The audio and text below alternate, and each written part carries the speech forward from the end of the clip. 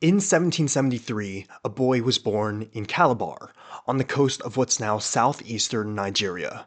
By the time he was 2.5, he'd been ripped from his home, shipped across the Atlantic, and sold, along with his entire family, to a Dutch couple in New York.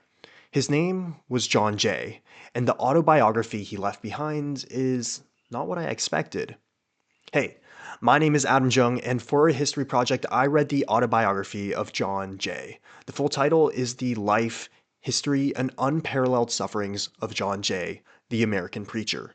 He published it in 1811, and I wanted to talk through what I found because there's a lot going on in this narrative that caught me off guard. So, some background. John Jay and his parents, Hamilton Robert Jay and Margaret Jay, along with his brothers and sisters, were captured by slave traders and brought to North America. They were all purchased together by Oliver and Angelica Tribune, a Dutch couple who owned land outside New York City. And I should say, pretty much everything we know about Jay comes from his own autobiography. There aren't really outside records to check most of this against. Now, this right here is how the narrative opens. He leads with his own name.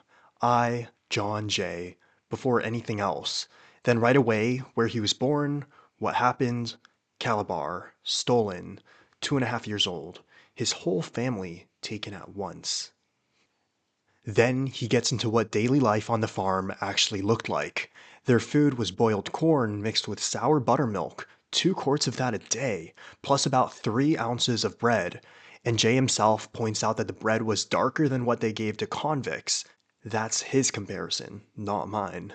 So, barely any food, barely any clothing, extremely long hours. And the whole time the Tribunes were going to church, they were members of the Dutch Reformed Church. They considered themselves Christians.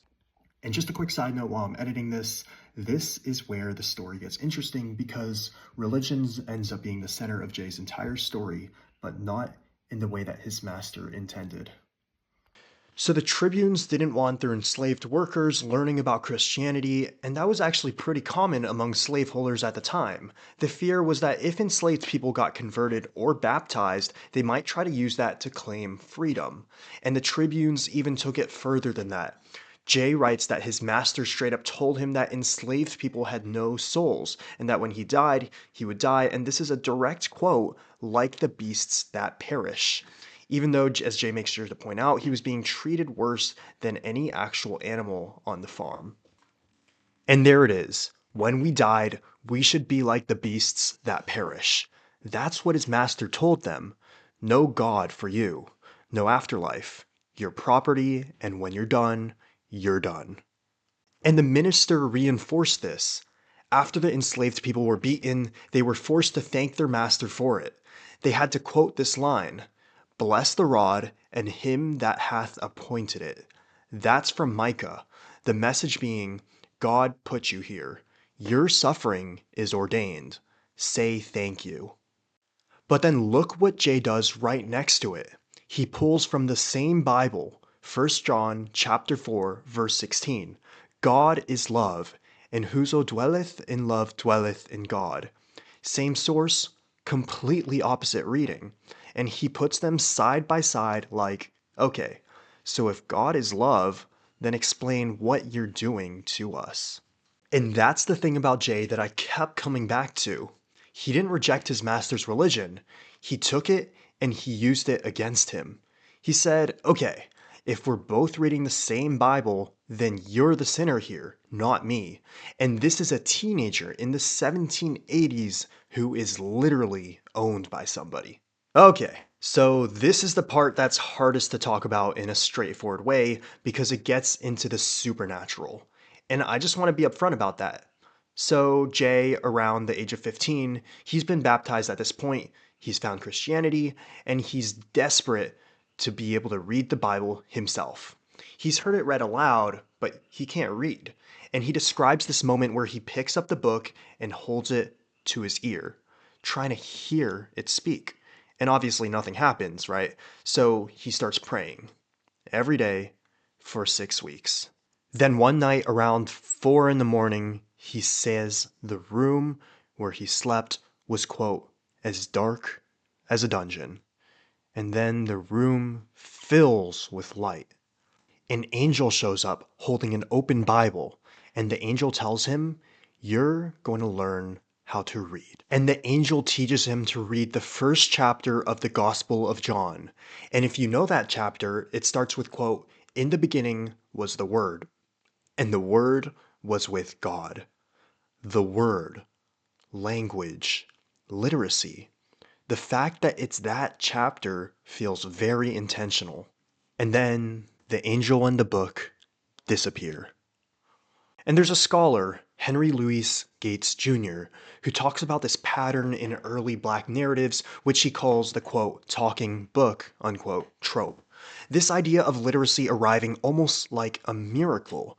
And Jay pushes that idea as far as it can possibly go, an actual angel teaching him to read in a dark room in the middle of the night. And look, some historians think he made this up, or at least exaggerated it, and that's a fair reading. Jay's narrative has a few claims that are hard to verify, but I think that if you just write it off, you miss what he's doing. The point, whether you take it literally or not, is that Jay's ability to read didn't come from his master. It didn't come from white institution. It came from God, directly, and it went around everything that was set up to keep him from learning. And I think that's what soul value looks like in this narrative. Jay is saying, I have a direct relationship with God. My master doesn't get to stand in between. You told me I have no soul, and then God himself showed up and taught me how to read. So, after his conversion and baptism, Jay eventually gets his freedom, probably sometime in the 1790s. The details are a little bit murky. He says he used his baptism to pressure his master into freeing him, but historians have pointed out that the law at the time didn't actually require that. More likely, his constant resistance and the fact that he could now read just made him more trouble than he was worth to keep enslaved. Alright, so he's born right here, Calabar, Nigerian coast, shipped across to New York as a toddler, enslaved on the Tribune farm across New York. After getting there, after getting free, he goes to Boston. He preaches there for about 3 years, goes back to New York to see his mother and siblings. Then he starts working as a cook on ships. He hits New Orleans, South America, the Caribbean, crosses the Atlantic to England, preaches in Liverpool for a few years, and settles near Portsmouth, where he publishes his autobiography in 1811. And around the same time, his ship gets captured by French forces during the Napoleonic Wars. He's held for about 4 years, and he could have gotten out by joining the American military, but he said no. It went against his beliefs as a Christian pacifist. He married 3 times. His first wife, Elizabeth, was a Native American woman, and what happened with her is really hard to read. She was pressured by her employer to leave Jay because of how intensely religious he was. And Jay writes that she ended up killing their daughter and her own mother. He frames it as a story, right, about sin. But modern historians read it as a woman who was crushed under pressure from every direction. His second wife, Charity, was Maltese. She died. Third wife, Mary. She was Irish, and they planned to do mission work together, but she got sick and died before they could. And all of his children died before him. And the reason I'm going into all of this is because it would be easy to hear enslaved person gains freedom, right? And think that the story wraps up there. But Jay's life after slavery was full of loss. He was free, technically, but that didn't make things easy or safe. He spent years held in France, lost multiple wives, lost every child he had. Freedom was real, but it wasn't some clean ending. Now, Henry Louis Gates Jr.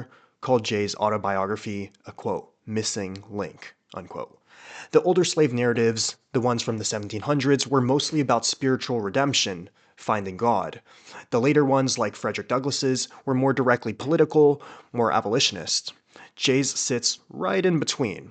It reads like a sermon in a lot of places. There's scripture on almost every page, but underneath all of that faith, he's making a pretty clear argument that slavery is wrong. And it goes against everything Christianity is supposed to stand for. And his whole narrative was basically forgotten for over 170 years. And nobody found it again until 1983. Now, the thing that stuck with me most is this. His master told him he had no soul, that he'd die like an animal, and the very first thing Jay writes in his autobiography, the first words on the page, is his own name. I, John Jay. Before Calabar, before the tribunes, before any of the suffering, he starts with who he is. Now, Dr. Dana Ramey Berry uses the term, quote, soul value to describe this, the part of an enslaved person that couldn't be priced or bought, the sense of self that was there no matter what the system did to them. Jay's soul value wasn't something anyone gave him, he had it the whole time, and his entire narrative is him putting that down on paper so nobody could take it away, saying, I have a soul, I have a voice. And here it is. Thanks for listening. I'm Adam Zheng, and if you want to read Jay's narrative yourself, the full text is on UNC Chapel Hill's Documenting the American South project. I'll link it down below in the description. It's a dense read in spots, but it's worth your time. Thank you so much for listening again, and I wish you a great week, weekend, night, day, afternoon, evening, holidays, extended break, winter, vacation. Yeah.